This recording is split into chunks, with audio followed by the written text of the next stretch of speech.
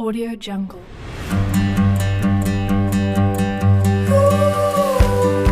Assalamualaikum warahmatullahi wabarakatuh.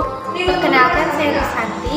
Saya perwakilan dari kelompok. Kali ini saya akan mempresentasikan proposal tentang makanan, yaitu kue pepek. Di era persaingan kuliner tradisional saat ini, berbagai macam jenis kue dijajakan di pasaran, baik itu kue lokal maupun kue yang non-lokal.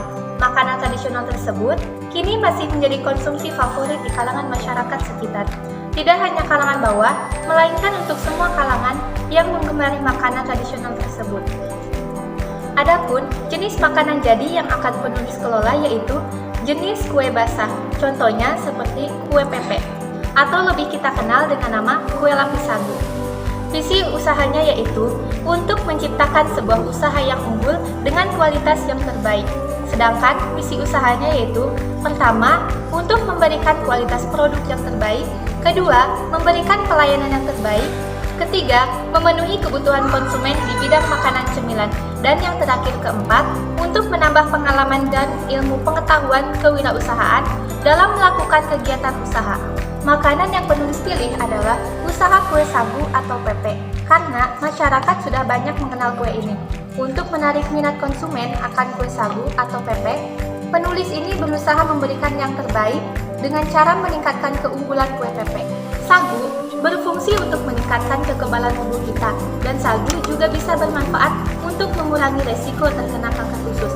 Selain kanker usus, sagu juga bermanfaat untuk mengurangi resiko terkena kanker paru-paru.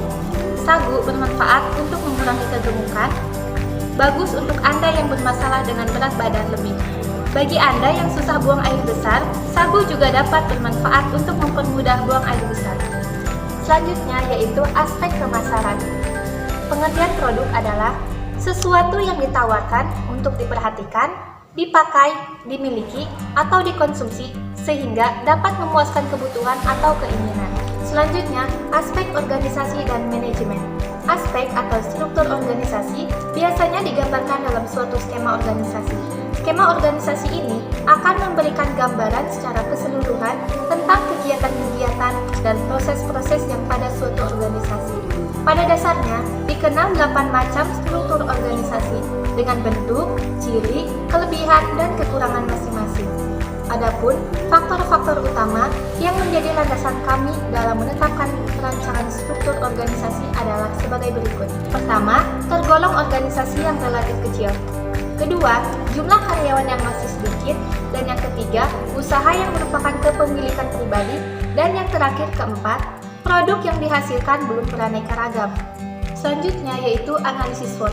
Analisis SWOT adalah suatu metode pengambilan keputusan strategis dalam bisnis dengan mencocokkan faktor-faktor yang mempengaruhi proses bisnis tersebut. Kemudian, menganalisa strategi mana yang layak untuk diimplementasikan. Ada 2 faktor yang dapat mempengaruhi bisnis, yaitu faktor dari dalam atau internal dan faktor lingkungan luar perusahaan atau eksternal. Dalam analisis SWOT, yang termasuk dalam faktor internal adalah kekuatan atau strength dan kelemahan atau weakness, sedangkan yang termasuk dalam faktor lingkungan luar perusahaan atau eksternal adalah peluang atau opportunity dan ancaman atau threat. Bab 3. Marketing Mix. Pada umumnya, produk makanan lebih memilih nama dari produk yang dibuat dengan ditambah label tertentu. Begitupun kami, nama kue sagu atau pepes sendiri sudah familiar di tengah masyarakat luas, sehingga penulis maksudkan supaya produk penulis juga ikut cepat familiar di tengah kehidupan masyarakat. Label ini sebenarnya justru yang menjadi penguat citra dari produk makanan tersebut. Nah, selanjutnya adalah harga. Harga merupakan salah satu bagian yang sangat penting dalam pemasaran suatu produk, karena harga adalah salah satu penentu keberhasilan suatu perusahaan dan menentukan berapa besar keuntungan yang akan diperoleh perusahaan dari penjual produknya, baik berupa barang maupun jasa. Selanjutnya yaitu promosi. Promosi adalah di mana kita sebagai wirausahawan memperkenalkan dan menawarkan suatu produk kepada konsumen dengan tujuan menarik minat konsumen agar konsumen mau mengkonsumsi produk yang kita tawarkan. Adapun bentuk promosi yang penulis lakukan adalah sebagai berikut. Pertama, promosi melalui face-to-face atau secara langsung. Kedua, memasang spanduk pada lokasi yang strategis. Ketiga, memasang pamflet pada daerah padat penduduk.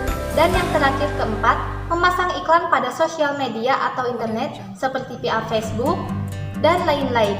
Selanjutnya yaitu bab 4, perhitungan modal dan harga jual. Seperti yang bisa kalian lihat di sini, aspek modal usaha dan juga biaya investasi sudah tertera. Nah, yang terakhir yaitu bab 5, penutup. Kesimpulannya yaitu, bisnis kuliner menjadi ladang bisnis yang lumayan menggiurkan. Selain menambah variasi makanan, keberadaan kue pepe ini juga berdampak positif bagi masyarakat sekitar. Dampak positif tersebut yaitu dapat membuka lapangan pekerjaan bagi penduduk sekitar. Selain itu, juga dapat menumbuhkan semangat wirausaha kepada masyarakat sekitar setelah melihat perkembangan penjualan kue pepe atau sering disebut dengan kue lapis sagu. Mungkin hanya itu saja presentasi yang dapat saya sampaikan. Kurang lebihnya mohon maaf. Wassalamualaikum warahmatullahi wabarakatuh.